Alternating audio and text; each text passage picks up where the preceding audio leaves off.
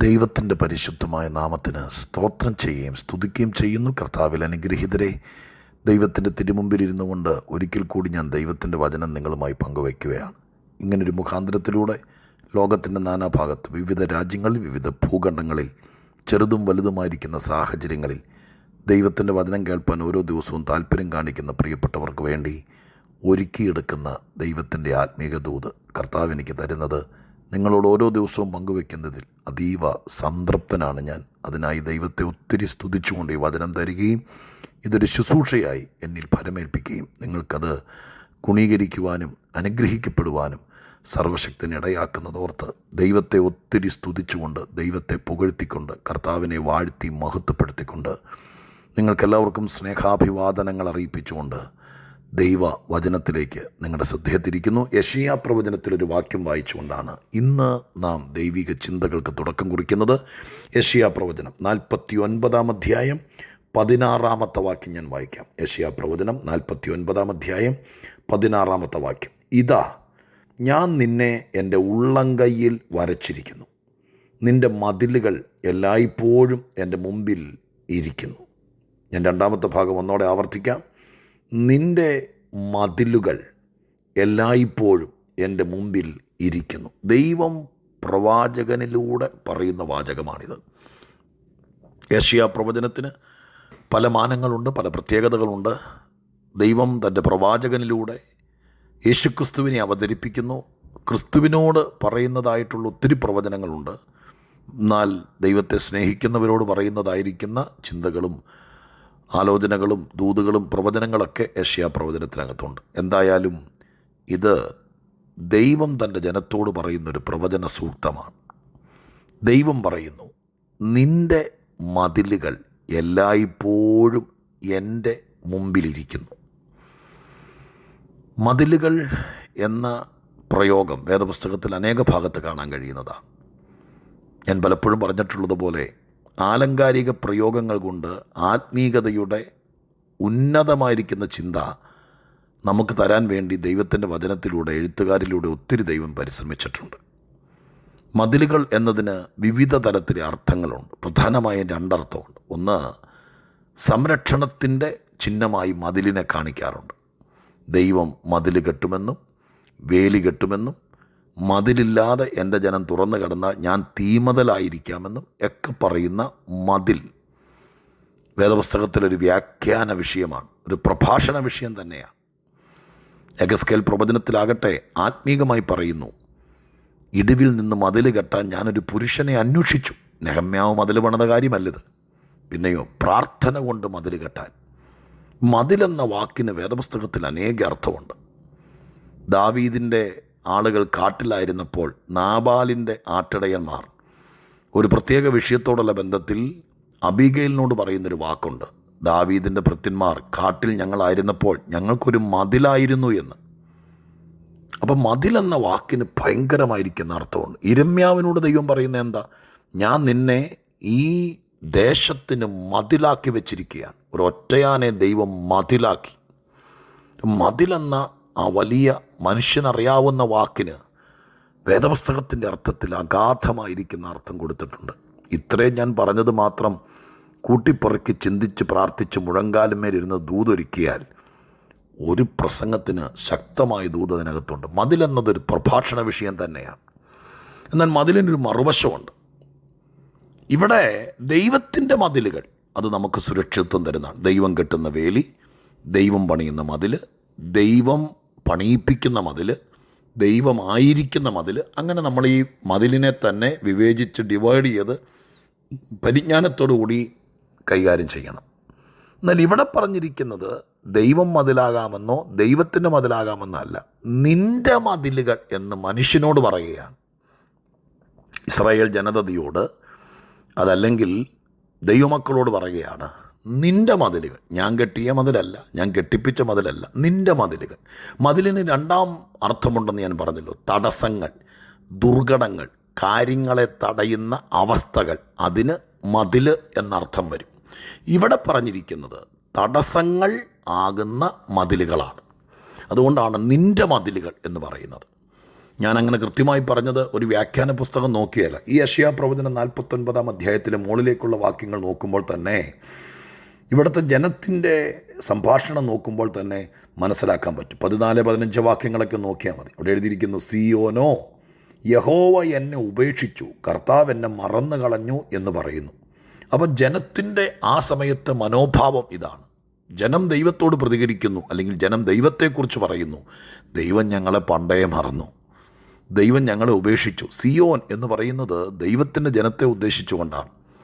പഴയ കാലഘട്ടത്തിലെ ദൈവജനം അവർ പറയുകയാണ്, ദൈവത്തിനിപ്പോൾ ഞങ്ങളോട് സ്നേഹമില്ല, ദൈവത്തിനിപ്പോൾ ഞങ്ങളോട് കരുതലില്ല, ദൈവം ഞങ്ങളെപ്പോൾ ശ്രദ്ധിക്കുന്നേയില്ല, ദൈവം ഞങ്ങളെ ഉപേക്ഷിച്ചു, ദൈവം ഞങ്ങളെ മറന്നു കളഞ്ഞു എന്ന് പറയും. അപ്പോൾ ദൈവം പെട്ടെന്ന് പറഞ്ഞു, അയ്യോ എന്തായി പറയുന്നേ, ഒരമ്മ തൻ്റെ കുഞ്ഞിനെ മറക്കുമോ? താൻ പ്രസവിച്ച മകനോട് കരുണ തോന്നാതിരിക്കുമോ? അവർ മറന്നു കളഞ്ഞാൽ ഞാൻ മറക്കില്ല. ദൈവം പെട്ടെന്ന് മറുപടി പറയുന്നു. അപ്പോൾ അവിടുത്തെ സംഭാഷണത്തിൽ നിന്ന് അന്തരീക്ഷം മനസ്സിലാകുന്നുണ്ടല്ലോ. ജനത്തിന് തോന്നുകയാണ്, ഞങ്ങളുടെ വിഷയത്തിൽ ദൈവം ഇടപെടുന്നില്ല, ഞങ്ങളുടെ തടസ്സങ്ങളെ ദൈവം കാണുന്നില്ല, ഞങ്ങളിവിടെ സ്റ്റക്കായി നിൽക്കുകയാണ്, ഞങ്ങൾക്ക് മുന്നോട്ട് പോകാൻ പറ്റുന്നില്ല, ഞങ്ങളെ ദൈവം ഉപേക്ഷിച്ചു, ഞങ്ങളെ ദൈവം മറന്നു എന്ന് ജനം പറയുമ്പോൾ ദൈവം പറയുന്നു, ഇല്ല, ഞാൻ ഒരിക്കലും മറക്കില്ല. ഒരു അമ്മ തൻ്റെ കുഞ്ഞിനെ മറന്നാലും ഞാൻ മറക്കില്ല എന്ന സുപ്രസിദ്ധമായിരിക്കുന്ന വാക്യം ഇവിടെയാണ് തെളിഞ്ഞു വന്നത്.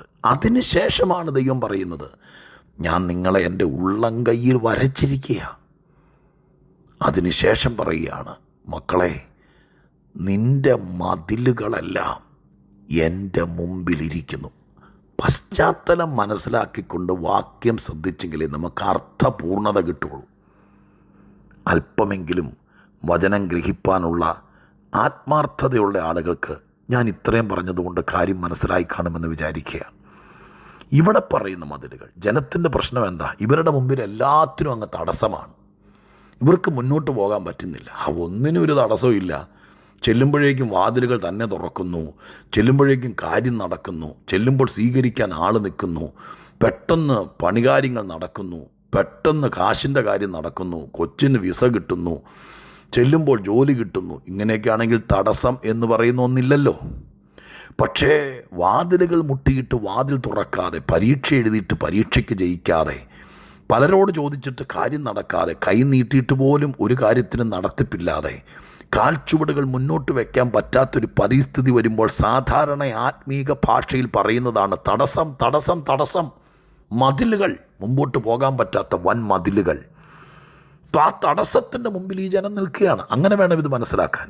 പശ്ചാത്തലത്തിൻ്റെ ആ പരമാർത്ഥതയിൽ മനസ്സിലാക്കാൻ അങ്ങനെ വേണം. ഇപ്പം ജനം പറയുന്നു, ഒന്നിനൊരു നടത്തിപ്പില്ല, എവിടെ പോയാലും ഒരു മുന്നേറ്റമില്ല, എന്തൊക്കെ ചെയ്താലും ഒരു ഉയർച്ചയില്ല, തടാകത്തിൽ വെള്ളം കെട്ടിക്കിടക്കുന്നത് പോലെ അഴുക്ക് വെള്ളമായിക്കൊണ്ടിരിക്കുക ഓരോ ദിവസവും, ഞങ്ങളും ചീഞ്ഞ് നാറിക്കൊണ്ടിരിക്കുക, വലിയ പ്രശ്നത്തിൽ പോവുക. അതുകൊണ്ട് ദൈവം ഞങ്ങളെ ഉപേക്ഷിച്ചു, ദൈവം ഞങ്ങളെ മറന്നു എന്നവർക്ക് തോന്നാൻ തുടങ്ങി. അപ്പോൾ ദൈവം ചാടി വീണിട്ട് പറയും, ഇല്ലില്ല, നിൻ്റെ മതിലുകളെല്ലാം എൻ്റെ മുമ്പിലിരിക്കുന്നു എന്ന് പറഞ്ഞാൽ നിങ്ങൾക്ക് മനസ്സിലാകും ദൈവമക്കളെ. എൻ്റെയും നിങ്ങളുടെയൊക്കെ മുമ്പിൽ ഇതുപോലത്തെ മതിലുകളുണ്ട്. യോസഫിൻ്റെ മുമ്പിൽ ഒരു മതിലുണ്ടായിരുന്നില്ലേ? അതല്ലേ ഉൽപ്പത്തി വായിക്കുന്ന, മതിലിൻ്റെ മീതെ അവൻ വളർന്നു പടർന്നു എന്ന്. ദാവീദിൻ്റെ മുമ്പിൽ ഒരു മതിലുണ്ടായിരുന്നില്ലേ? അതുകൊണ്ടല്ലേ ദാവീദ് പറഞ്ഞത്, നിന്നാൽ ഞാൻ പടക്കൂട്ടത്തിന് നേരെ പാഞ്ചെല്ലും, എൻ്റെ ദൈവത്താൽ ഞാൻ മതിൽ ചാടിക്കിടക്കുമെന്ന്. ഇസ്രായേൽ മക്കളുടെ മുമ്പിൽ അക്ഷരീകമായി ഉയർന്നു നിന്ന മതിലല്ലേ യെരിഹോ മതിൽ? ദൈവസഭയുടെ ആ വലിയ തുടക്കത്തിൽ എഫേസ്യ ലേഖനത്തിൽ പറയുന്നില്ലേ, വേർപാടിൻ്റെ നടുച്ചുവരെ കർത്താവ് ഇടിച്ചു കളഞ്ഞെന്ന്. ഒരു വലിയ മതിൽക്കെട്ടായിരുന്നു അതൊക്കെ. പലവിധ മതിലുകൾ ആത്മീകത്തിനും ഭൗതികത്തിനും ജീവിതത്തിനും കുടുംബത്തിനൊക്കെ മുമ്പിൽ വന്നേക്കാം.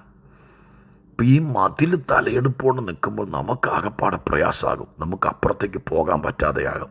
ആരെങ്കിലും എന്നെ കേൾക്കുന്നവർ കുറച്ച് നാളായി ഒരു വലിയ മതിലിൻ്റെ ഇപ്പുറം നിന്നുകൊണ്ട് പകച്ചു നിൽക്കുക, മുമ്പോട്ട് പോകാൻ പറ്റാതെ നിൽക്കുന്നെങ്കിൽ ദൈവം ഇത്രേ പറഞ്ഞോളൂ, എടാ മക്കളെ, നീ ഈ പറയുന്ന മതിലുണ്ടല്ലോ, ഞാൻ കാണാത്തതൊന്നുമല്ല, ഞാൻ കണ്ണടച്ചിരിക്കുകയല്ല.